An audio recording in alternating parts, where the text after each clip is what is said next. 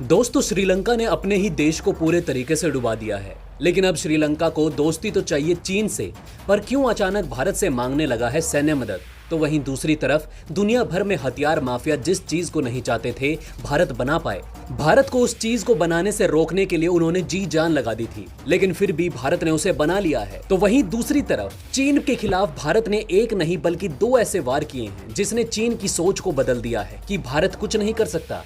चीनी रणनीति पर चीन को बड़ी पटकनी पड़ी है। इसके अलावा भी दोस्तों बहुत कुछ आज हम अपनी इस वीडियो में आपके लिए लेकर आए हैं, इसलिए दोस्तों वीडियो में अंत तक जरूर बने रहें। दोस्तों अब एक इसरो पर पूरा भारत निर्भर करेगा, अगर एक DRDO पर पूरा भारत निर्भर करेगा, एक HAL पर अगर पूरा भारत निर्भर करेगा, तो फिर आप समझ लो कि युद्ध जीतने में कितनी मुश्किलें भारत को झेलनी पड़ेगी। अमेरिका जैसे देश आखिर हथियारों के मार्केट में या फिर अंतरिक्ष विज्ञान में इतना आगे क्यों निकल गए हैं? ऐसा इसलिए क्योंकि उन्होंने अपने देश में सिर्फ एक संस्था के ऊपर एक चीज नहीं रखी। अमेरिका में कई ऐसे प्राइवेट फार्म हैं जो अपने अपने कंपनियों के साथ इस क्षेत्र में काम कर रहे हैं। अंत में फायदा अमेरिका को ही मिलता है। अब भारत ने भी अपनी रणनीतियों में बड़ा बदलाव करना शुरू कर दिया है और भारत अंतरिक्ष विज्ञान के मामले में एक बड़ा फैसला ले रहा है। जी हाँ दोस्तों, इसरो के चीफ के सिवान ने बड़ा ऐलान करते हुए एक ऐतिहासिक बात बताई और ये ऐतिहासिक कदम भारत ने ऐसे उठाया कि अब इसरो के अंदर एक अलग डिवीजन होगा और इस डिवीजन में अप्लाई करके प्राइवेट कंपनियां अपने मिशन को इसरो के थ्रू मिलकर अंजाम दे सकेंगे। यानी कि अंतरिक्ष के क्षेत्र में भारत और प्राइवेट सेक्टर का भी सहारा लेगा। वैसे ही ये भारतीय सरकार का एक अच्छा कदम भी है। इसरो का ये डिवीजन कहलाएगा इन स्पेस और यहाँ प्राइवेट कंपनियां अपना एप्लीकेशन देकर अपने प्रोजेक्ट को इसरो के साथ आगे बढ़ा सकेंगी। वहीं दूसरी तरफ भारत ने अब वो कर दिखाया है जिसको रोकने के लिए पूरी दुनिया की हथियार माफिया लगी हुई थी। जब से भारत ने ये ऐलान किया था कि वो हथियारों के मामले में आत्मनिर्भर बनेगा, तब से ही दुनिया के कई बड़े देशों का वो बाजार खत्म हो रहा था जहां हथियार वो बेचते थे। भारत चंद साल पहले ही नंबर 1 खरीदार हुआ करता था और अब उसकी जगह भारत खरीदार नहीं बल्कि विक्रेता बनने की राह पर चल पड़ा है। तो माफिया को तो तकलीफ होनी ही थी, भारत को भी झेलना पड़ा। ऐसा नहीं है कि भारत ने पैसे और टेक्नोलॉजी लगा दिए और आराम से हथियारों का निर्माण हो गया। इंटरनेशनल पीपल्स लॉबी हर उस मौके का इस्तेमाल करना चाहती थी भारत के खिलाफ, क्योंकि भारत का प्लान 2027 तक हर हाल में 70% आत्मनिर्भर बनने का है हथियारों के मामले में। इसी प्लान के तहत भारत अलग अलग हथियारों को तैयार कर रहा है और इसमें सबसे ज्यादा महत्वपूर्ण था ATGS। साधारण भाषा में कहें एक एडवांस तरीके की तोप, और भारत की कल्याणी ग्रुप और टाटा पावरशिप इन दोनों ने मिलकर इसे डेवलप करके देना भी शुरू कर दिया है। वैसे इसमें कुल मिलाकर 3 पार्टनर थे, DRDO, कल्याणी ग्रुप और टाटा पावर। ATGS जो कि 155 mm 52 कैलिबर की आर्टिलरी गन है, इसके लिए अगस्त में एक बड़ा अप्रूवल दिया गया था 150 इस तरह की गन खरीदने की, जिसकी कीमत 3,365 करोड़ थी। पर अचानक इस गन के बैरल में ब्लास्ट हो गया था और ये बात थी सितंबर 2020 की।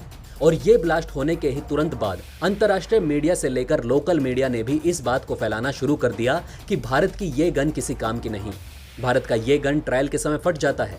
पूरा नेगेटिव माहौल बना दिया गया था इस गन को लेकर। तब इस गन के ट्रायल को रोक दिया गया था और इस बात की जांच बिठा दी गई कि आखिर हुआ कैसे इस गन का बैरल फटा। और जब ये पता लगाया गया तो इस बात का पता चला कि कई अलग अलग तरह के ट्रायल चल रहे थे। उसी में से एक ATGS में घटिया क्वालिटी के गोले के साथ परीक्षण किया गया था और इस गोले की वजह से उस बैरल में विस्फोट हुआ था। हालांकि इस ट्रायल में 4 लोग घायल भी हुए थे, पर फिर इसे डिजाइन का इशू कहा गया। अब ये डिजाइन का इशू था या फिर जो गोला इसमें लगाया गया उसका इशू था, ये तो खुलकर सामने नहीं आ पाया। पर भारत में अब इस हथियार का सफल परीक्षण कर लिया गया है और न सिर्फ सफल परीक्षण किया गया है बल्कि इसके नाम कई रिकॉर्ड भी करवा लिए गए हैं। सबसे पहला तो 13,000 प्लस फीट की हाइट पर इसे ट्रायल किया गया है।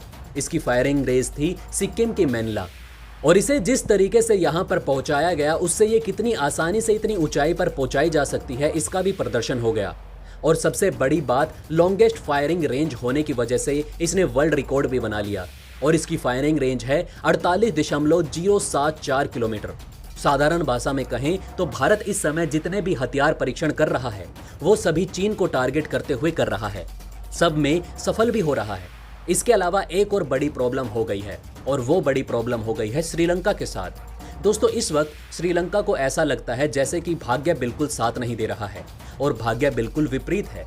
लेकिन मदद के लिए वो मांग रहा है भारत की मदद। अब श्रीलंका दोस्त तो बना है चीन का, निवेश भी चीन ही कर रहा है और सैन्य मदद चाहिए उसे भारत की।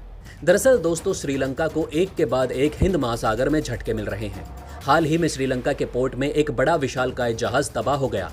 जी हाँ दोस्तों, वो जल गया, उसमें आग लग गई। तब भी भारतीय सेना और भारतीय कोस्ट गार्ड पहुंचे थे, जिन्होंने श्रीलंका को काफी मदद की थी। और अब एक बार फिर हिंद महासागर में श्रीलंका की ओर जा रहे एक कंटेनर जहाज में आग लग गई और श्रीलंका नौसेना के मुताबिक लाइबेरिया के झंडे वाला MHC जहाज 22 जून को कोलंबो बंदरगाह से रवाना हुआ और वो श्रीलंका की ओर जा रहा था। लेकिन श्रीलंका की समुद्री सीमा के पार जाने के बाद उसमें आग लग गई, जिसकी वजह से श्रीलंका ने फिर भारत से मदद मांगी। वैसे भारत ने अपने भारतीय तट रक्षक बलों को अपना जहाज और विमान के साथ वहां पर भेज दिया है ताकि बचाव और तलाश कार्य किया जा सके। श्रीलंका की नौसेना के अनुसार श्रीलंका के दक्षिण छोर क्रीमिया से तकरीबन 483 मील की दूरी पर यह जहाज है और इसके इंजन में आग लग चुकी है। यह जहाज पोर्ट ब्लेयर से करीब 425 समुद्री मील की दूरी पर है, जिसमें 28 चालक दल के सदस्य हैं। भारत ने क्षेत्र में मदद के लिए अपने जहाज और विमान तैनात कर दिए हैं। वैसे दोस्तों, आपको क्या लगता है, श्रीलंका जिस तरीके से चीन की तरफ अपना झुकाव दिखाता है, क्या भारत को श्रीलंका की मदद करनी चाहिए या फिर नहीं? हमें कमेंट करके अपनी राय जरूर बताएं। इसी के साथ दोस्तों, मैं मिलता हूं आपसे ऐसे ही किसी अगली वीडियो में। तब तक के लिए हमारे चैनल पर बने रहें। धन्यवाद।